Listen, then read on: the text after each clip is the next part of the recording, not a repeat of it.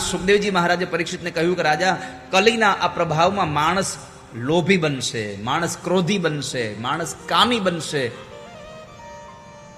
દ્વેષવાળો બનશે.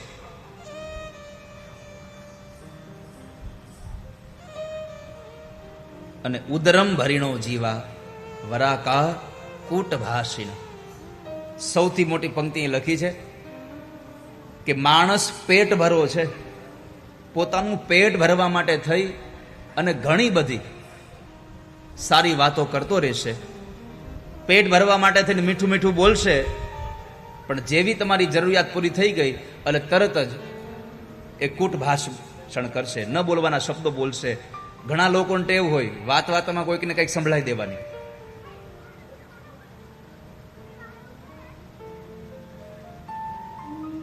ઘણા લોકો